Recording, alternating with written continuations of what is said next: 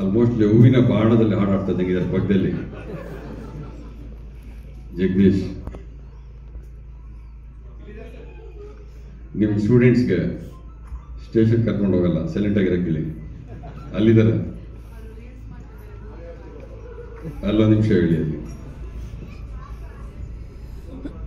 ಮಹೇಶ್ ಅಲ್ಲಿ ಹೇಳಿ. ಎಲ್ರಿಗೂ ನಮಸ್ಕಾರ. ಮೊದಲನೇದಾಗಿ ಕನ್ನಡ ರಾಜ್ಯೋತ್ಸವದ ಶುಭಾಶಯಗಳು.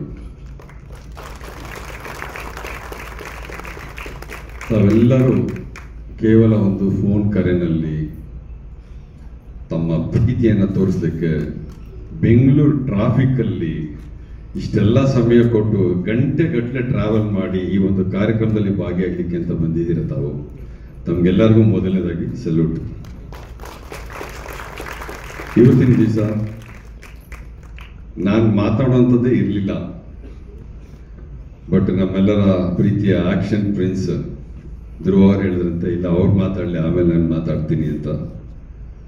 ನಾನೆಲ್ಲ ಕಡೆ ಹೇಳೋದು ಹಾಗೆ, ಲಾಸ್ಟಲ್ಲಿ ಪೊಲೀಸ್ ಅವ್ರು ಕರೀತಾರೆ, ನೀವು ಮೊದಲೇ ನಾನು ಕರೆಸ್ಬಿಟ್ಟಿದ್ದೀರಲ್ಲ ಅಂತ. ನಿಮ್ಮ ಸಿನಿಮಾದಲ್ಲಿ ಎಲ್ಲಿ ನೋಡಿದ್ರು ಲಾಸ್ಟಲ್ಲಿ ನಮಗೆ ಕರೆಸೋದು. ಅದರಲ್ಲಿ ನನಗಿನ್ನ ಜಾಸ್ತಿ ಪೊಲೀಸ್ ಸರ್ವಿಸ್ ಆಗಿದೆ ಅಂತ ಹೇಳಿ ಮೊನ್ನೆ ಯಾರೋ ಟ್ರೋಲ್ ಮಾಡಿದ್ರಂತೆ ನನ್ನ ಆತ್ಮೀಯ ಗೆಳೆಯ ಕಿಶೋರ್ನ. ಆಲ್ರೆಡಿ 20 ವರ್ಷ ಪೊಲೀಸ್ ಕೆಲಸ ಮಾಡಿದ್ದಾರೆ ಅಂತ ಅವ್ರ ಬಗ್ಗೆ ಹೇಳಿದ್ರಂತೆ. ಯಾಕಂದ್ರೆ ಯೂನಿಫಾರ್ಮ್ ಹಾಕೊಂಡು ಅಷ್ಟು ವರ್ಷ ಆಯ್ತು ಅವರು ಹುಲಿ ಸಿನಿಮಾ ಬಂದು. ಸೊ ಇವತ್ತಿನ ಸಹ ಇನ್ನು ವಿಚಾರಕ್ಕೆ ಬರೋಣ. ಈ ಟಾಸ್ಕ್ ಸಿನಿಮಾ ಅಂತ ಶುರು ಆದಾಗ ರಾಘು ಶಿವಮೊಗ್ಗರ್ ಅವರು ನನಗೆ ಬಹಳ ವರ್ಷದ ಸ್ನೇಹಿತರಿದ್ದರು. ಸೊ ಜಯಸೂರ್ಯ ಅವರು ಭೀಮಾ ಚಿತ್ರ ಆದ ನಂತರ ಒಂದು ಸಿನಿಮಾನ ಮಾಡಬೇಕು ಅಂತ ಮಾತಾಡ್ತಾ ಇದ್ರು ಸ್ನೇಹಿತರೆಲ್ಲ.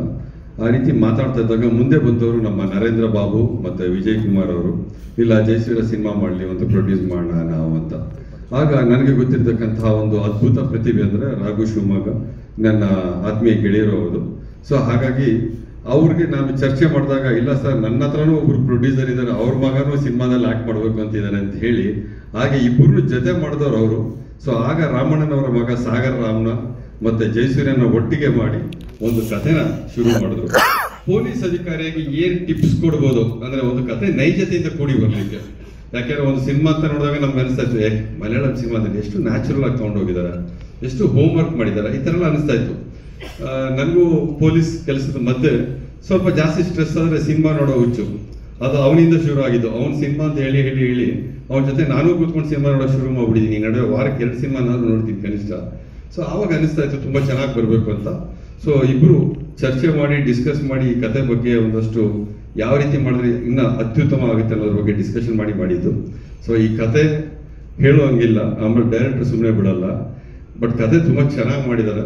ಕತೆಗೆ ಒಂದು 3-4 ಆಂಗಲ್ ನಾವು ನೋಡ್ಬೋದು. ಬಟ್ ಎಲ್ಲರೂ ತುಂಬಾ ಬೇಜಾರು ಮಾಡ್ಕೊಂಡಿದ್ದೇನಂದ್ರೆ, ಹೇಳ್ಬಿಡ ಕತೆ ಅಲ್ಲ, ಯಾಕೆ ನಿಮ್ಮ ಮಗನಿಗೆ ಹೀರೋಯಿನ್ ಇಲ್ಲ ಈ ಸಿನಿಮಾದಲ್ಲಿ ಅಂತ ಎಲ್ಲರೂ ಕೇಳ್ತಾ ಇದಾರೆ.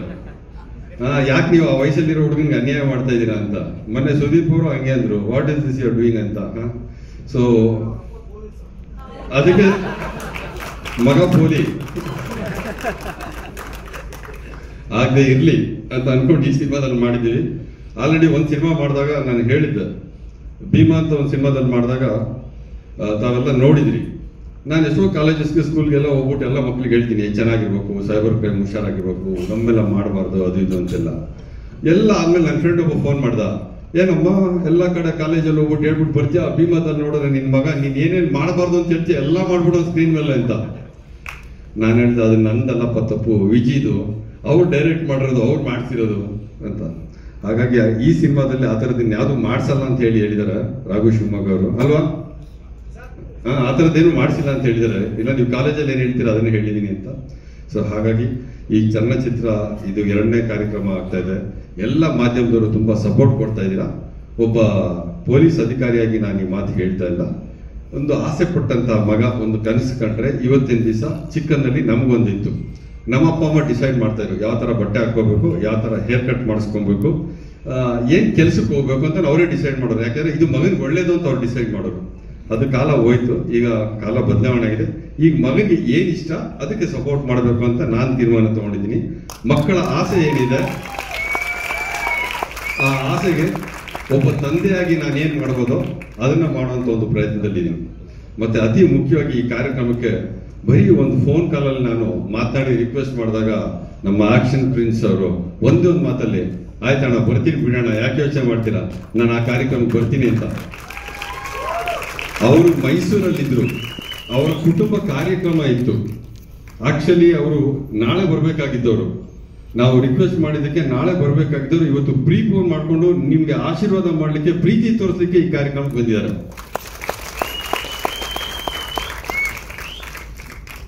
ಒಂದು ಹಳೆಯ ಸಂಬಂಧ,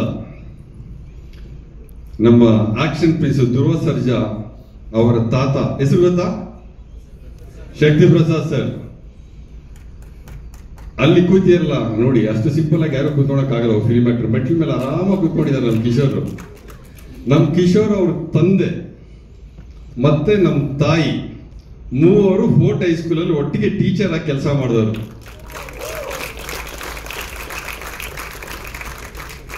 ನಮ್ಮ ತಾಯಿ, ಅವ್ರ ತಂದೆ, ಇವ್ರ ತಾತ. ನಮ್ಮ ತಾಯಿಯವರು ಇಲ್ಲಿದ್ದಾರೆ, ಶ್ರೀಮತಿ ಯಲ್ಲಮ್ಮನವರು. ಅವರೇ ನನಗೆ ಎಲ್ಲ ರೀತಿ ಸಪೋರ್ಟ್. ಸೊ ಅವರು ಟೀಚರ್ ಆಗಿ ಮಾಡತಕ್ಕಂಥ ಕೆಲಸಗಳು ಅಲ್ಲದೆ ಸಮಾಜಮುಖಿಯಾಗಿ ತುಂಬಾ ಕೆಲಸ ಮಾಡಿದ್ದಾರೆ. ನನಗೆ 1ನೇ ಕ್ಲಾಸಲ್ಲಿ ಹೆಸರಿಗೆ ಸ್ಕೂಲಿಗೆ ಸೇರಿಸೋವಾಗ್ಲೇನೆ ನನ್ನ ಇನ್ಶಿಯಲ್ ಎಲ್ಲರಿಗೂ ಗೊತ್ತಿರುತ್ತೆ, ರಾಜೇಶ್ LY ಅಂತ. ಯಾಕೆ LY ಬಂತು ಅಂತ ಈ ವೇದಿಕೆಯಲ್ಲಿ ಹೇಳಕ್ ಇಷ್ಟಪಡ್ತೀನಿ. ಎಲ್ ಅಂದ್ರೆ ನಮ್ಮ ತಂದೆ ಹೆಸರು ಲಕ್ಷ್ಮಯ್ಯ ಅಂತ. ಇಲ್ಲಿ ಸ್ಟೈಲಿಶ್ ಆಗಿ ಕೂತ್ಕೊಂಡಿದ್ದಲ್ಲ, ಗಡ್ಡ ಬಿಟ್ಕೊಂಡು ಅವರೇ ಸ್ಮೈಲ್ ಹೊಡ್ಕೊಂಡು. ವೈ ಅಂದ್ರೆ ನಮ್ಮ ತಾಯಿ ಹೆಸರು ಯಲ್ಲಮ್ಮ ಅಂತ. ಯಾಕೆಂದ್ರೆ ಯಾರು ಮಕ್ಕಳಿಗೆ ಅಮ್ಮನ ಹೆಸರು ಇಡಲ್ಲ, ತಂದೆ ಹೆಸರು ಊರ ಹೆಸರು ಇಡ್ತಾರೆ. 9 ತಿಂಗಳು ಹೊತ್ತು ಎತ್ತು ಎರೋದು ನಾನು, ನನ್ನ ಮಗನೇ, ನನ್ನ ಹೆಸರು ಯಾಕೆ ಇರಬಾರ್ದು, ಸೊ ನನ್ನ ಹೆಸರು ಇರಬೇಕು ಇನ್ಶಿಯಲ್ ಅಲ್ಲಿ ಅಂತೇಳಿ ಆಗಿನ ಕಾಲದಲ್ಲಿ ಅಂತಹ ಚಿಂತನೆಗಳನ್ನ ಇಟ್ಕೊಂಡು ಬಂದಂತವ್ರು. ಸೊ ಅಂತಹ ಚಿಂತನೆಗಳಿಂದ ಅವ್ರು ಬಂದಂತ ಆ ಬ್ಯಾಕ್ಗ್ರೌಂಡ್ ಅವ್ರು ಬಂದಿರೋದ್ರಿಂದ ಇವತ್ತು ನನ್ನ ಮಗ ಏನ್ ಮಾಡ್ತಾನೋ ಮಾಡ್ಲಿ, ಸಿನಿಮಾದಲ್ಲಿ ಅವನು ನಾಯಕ ಪಾತ್ರನಾದ್ರೂ ಮಾಡ್ಲಿ, ವಿಲನ್ ಆದ್ರೂ ಮಾಡ್ಲಿ, ಸಪೋರ್ಟಿಂಗ್ ಆಕ್ಟರ್ ಆದ್ರೂ ಮಾಡ್ಲಿ, ಆದ್ರೆ ಏನ್ ಮಾಡ್ತಾನೋ ಅದ್ರಲ್ಲಿ let him do the best, ಅಷ್ಟೇ ನನ್ನ ಆಸೆ. ಮತ್ತೆ ಎಂಟೈರ್ ಚಿತ್ರತಂಡ ತುಂಬಾ ಚೆನ್ನಾಗಿ ಮಾಡಿದೀರಾ. ನಾನು ಸಿನಿಮಾನ ಪ್ರಮೋಟ್ ಮಾಡಬಾರ್ದು, ಆದ್ರೆ ತಂದೆಯಾಗಿ ಹೇಳೋದು, ಒಬ್ಬ ಆಡಿಯನ್ಸ್ ಆಗಿ ಹೇಳೋದೇನಂದ್ರೆ, ಸಿನಿಮಾ ನೋಡಿದಾಗ ನನಗೆ ಇಷ್ಟ ಆಯ್ತು, ಇಲ್ಲಾಂದ್ರೆ ನಿಮ್ ಜೊತೆ ಸಪೋರ್ಟ್ ಮಾಡ್ತಾ ಇರಲಿಲ್ಲ. ಬಿಡು ಏನೋ ಮಾಡೋರು ಹೋದ್ರೆ ನಂಗೂ ಮರ್ಯಾದೆ ಬಿಟ್ಟು ಸುಮ್ಮನೆ ಬಿಡ್ತಾ ಇದ್ದೆ. ಸೊ ಸಿನಿಮಾ ಚೆನ್ನಾಗಿ ಬಂದಿದೆ. ಆ ಹಾಡೆಲ್ಲ ನಂಗೆ ತುಂಬಾ ಇಷ್ಟ ಆಯ್ತು. ಸಖತ್ ಮೋಟಿವೇಶನಲ್ ಸಾಂಗ್ ಅದು. ಜೀವನದಲ್ಲಿ ಸೋತವ್ರಿಗೆ ಮತ್ತೆ ಗೆಲ್ಲಿಕ್ಕೆ ಒಂದು ಅನುಕೂಲ ಆಗುವಂತ ಸಾಂಗು. ಕನ್ನಡದಲ್ಲೂ ಒಂದು ರಾಪ್ ಮ್ಯೂಸಿಕ್ ಇದೆ ಅನ್ನೋದನ್ನ ಜೂಡೋ ಸ್ಯಾಂಟಿ ಅವರು ತೋರಿಸ್ಕೊಟ್ಟಿದ್ದಾರೆ. ನೋಡಿ, ನಮ್ದು ಸಾಂಗ್ ಪ್ಲೇ ಮಾಡಿ ಅಂತ. ನೀವು ಪಪ್ಪಲ್ಲಾದ್ರೂ ಪ್ಲೇ ಮಾಡಿ, ಜಿಮ್ಮಲ್ಲಾದ್ರೂ ಪ್ಲೇ ಮಾಡಿ, ಎರಡೂ ಕಡೆ ಪ್ಲೇ ಮಾಡೋಕ್ಕಾಗುವಂತ ಒಂದು ಅದ್ಭುತವಾದಂತ ಸಾಂಗ್ ನ ಜೂಡೋ ಸ್ಯಾಂಟಿ ಅವರು ಕೊಟ್ಟಿದ್ದಾರೆ. ಇದ್ರ ಜೊತೆಗೆ ಅಲ್ದಿರ ನಾವೆಲ್ಲರೂ ಹಿಂದೆ ಸಾಂಗ್ಸ್ ನ ತುಂಬಾ ಕೇಳ್ಕೊಂಡು ಬಂದಿರ್ತೀವಿ. ಸೊ ಇನ್ನೊಂದು ಒಬ್ಬ ಅದ್ಭುತವಾದಂತ ಸಿಂಗರ್ ಕೈಯಲ್ಲಿ ಆಡ್ಸಿದ್ದಾರೆ. ಈ ಸಾಂಗ್ ನ ಹಾಡಿದಾಗ ರಾಘು ಶಿವಮೊಗ್ಗ ಅವರು ಸುಮ್ಮನೆ ಟ್ರ್ಯಾಕ್ ಸಾಂಗ್ ಆಡ್ತೀನಿ ಅಂತ ಹಾಡಿದ್ರು. ಆ ಹಾಡಿದಾಗ ಯಾಕೋ ಅವ್ರ ವಾಯ್ಸ್ ಒಂಥರ ನಮ್ಗೆ ಇಷ್ಟ ಆಗ್ಬಿಡ್ತು. ಇದು ಯಾಕೋ ಒಂಥರ ಚೆನ್ನಾಗಿದೆಯಲ್ಲ, ನಾವು ಜೊತೆಲಿ ಸೇರ್ಕೊಂಡೆಲ್ಲ ಹೇಳ್ಕೋಬೋದಲ್ಲ ಅಂತ ಅನಿಸ್ತು. 2 ನಿಮಿಷ ತಗೋತೀನಿ. ಪಾಪ ಪೊಲೀಸರ ಕೈ ಮೈಕ್ ಕೊಟ್ಟಿನಿ, ಏನ್ ಮಾಡ್ತಾರೆ. ಹಂಗಾಗಿ ಆವಾಗ ಹೇಳಿದಾಗ ನಾವು ಜೂಡೋ ಸ್ಯಾಂಟಿ ಸರ್ ಹತ್ರ ಯಾಕೋ ಇದು ಚೆನ್ನಾಗಿದೆಯಲ್ಲ ಅಂದಾಗ, ವಿ ವಿಲ್ ಕೀಪ್ ದಿಸ್ ಅಂದ್ರೆ ಒಂದೇ ಮಾತು. ಎಲ್ಲಿದ್ದಾರೆ ಜೂಡೋ ಸರ್?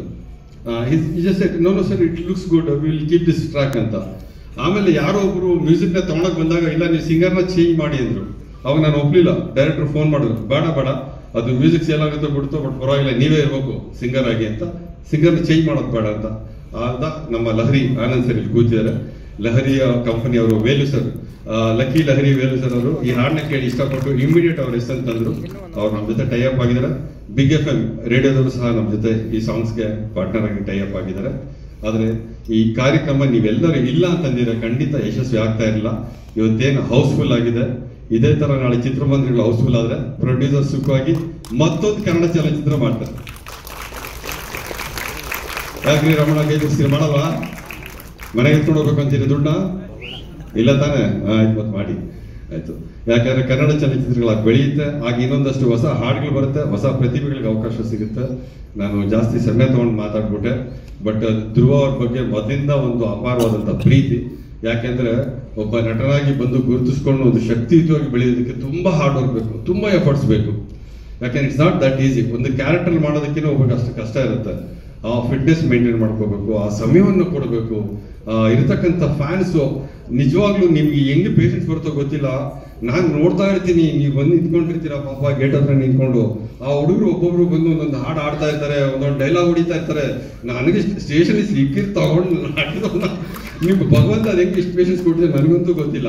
ಆವತ್ತು ನಾನು ಅನ್ಕೊಂಡೆ ಆ ವಿಡಿಯೋ ನೋಡಿದಾಗ ನಮಗೂ ಈ ಥರ ಒಂದು ತಾಳ್ಮೆ ಬರಬೇಕು, ಇವ್ರು ಯಾವ ಥರ ಯೋಗಾಭ್ಯಾಸ ಮಾಡ್ತಾರೋ ಒಂದ್ಸಲ ಕೇಳ್ಕೋಬೇಕು, ಯಾವ ಥರ ಆ ಪೇಷಂಟ್ಸ್ನ, ಯಾಕಂದ್ರೆ ಅದು ಬೇಕಾಗುತ್ತೆ, ಅದು ಅಂತ ಒಂದು ದೊಡ್ಡ ತಾಳ್ಮೆ. ಒಪ್ತೀರಾ? ನಿಜ ಅಂದ್ರೆ ಒಂದು ಜೋರ್ ಚಪ್ಪಾಳೆ ಕೊಡಿ. ಇನ್ನು ಯಾರಿಗೂ ಅಷ್ಟು ತಾಳ್ಮೆ ಬರಕ್ ಸಾಧ್ಯನೇ ಇಲ್ಲ. ಯಾಕಂದ್ರೆ ಒಬ್ಬ ಅಭಿಮಾನಿ ಬಂದಿದ್ದಾನೆ, ಅವ್ನ ಪ್ರೀತಿಯಿಂದ ಬಂದಿದ್ದಾನೆ, ಅವ್ನಿಗೆ ಸಮಯ ಕೊಡ್ಬೇಕು ಅಂತ ನಿಮ್ದೊಂದು ಆ ಭಾವನೆ ಇದೆಯಲ್ಲ, ಅದು ನಿಮ್ಮನ್ನ ಒಂದು ಬೇರೆ ಲೆವೆಲ್ ತಗೊಳತ್ತೆ. ಕೇವಲ ಅದ್ಭುತ ನಟ ಅಲ್ಲ, ಒಬ್ಬ ಒಳ್ಳೆ ಉತ್ತಮ ಮಾನವತಾವಾದಿ ಅಂತ ತೋರಿಸುತ್ತೆ, ಅವ್ರನ್ನ ಒಬ್ಬ ಮನುಷ್ಯನ ಗೌರವಿಸೋದನ್ನು ತೋರಿಸುತ್ತೆ. ಹಾಗಾಗಿ ನೀವು ಇನ್ನೂ ಚೆನ್ನಾಗಿ ಬೆಳಿಬೇಕು, ಮುಂದಕ್ಕೆ ಹಾಲಿವುಡ್ ಲೆವೆಲ್ಗೆ ನೀವು ಹೋಗ್ಬೇಕು ಅಂತ ಬಯಸ್ತಾ ನನ್ನ ಈ ಮಾತುಗಳನ್ನ ಮುಗಿಸ್ತೀನಿ. ವಿಜಯ್ ಕುಮಾರ್ ಮತ್ತೆ ನಾಗೇಂದ್ರ, ನಮ್ಮ ಬಾಬು ಅವರು ಮತ್ತೆ ರಾಮಣ್ಣವರು, ಈ ನೀವಿಲ್ಲ ಅಂತಂದ್ರೆ ಈ ಮಗ ನನ್ನ ಮಗ, ನಿಮ್ಮೆಲ್ಲರ ಮಗ. ಸೊ ನಮ್ಮ ಮನೇಲಿ ಇರೋರ್ಗು ಅಷ್ಟೇ ನಮ್ಮ ಮಗ. ಒಂದ್ಸಲ ಚಲನಚಿತ್ರಕ್ಕೆ ಬಂದಾದ್ಮೇಲೆ ನಿಮ್ಮೆಲ್ಲರಿಗೂ ಸೇರಿದ ಮಗ. ನಾಳೆ ನಿಮ್ಗೆ ಈ ಸಿನಿಮಾ ಚೆನ್ನಾಗಿದೆ ಅನ್ಸಿದ್ರೆ ಅವನ್ನ ಬೆಳೆಸಿ, ಚೆನ್ನಾಗಿಲ್ಲ ಅನ್ಸಿದ್ರೆ ಇದು ಲಾಸ್ಟ್ ಸಿನಿಮಾ ಮಾಡಿ ಮನೆಗೆ ಕಳಿಸಿ ಬೇರೆ ಕೆಲಸಕ್ಕೆ ಹಾಕ್ತೀನಿ. ನಮಸ್ಕಾರ, ಜೈ ಹಿಂದ್, ಜೈ ಕರ್ನಾಟಕ. Thank you.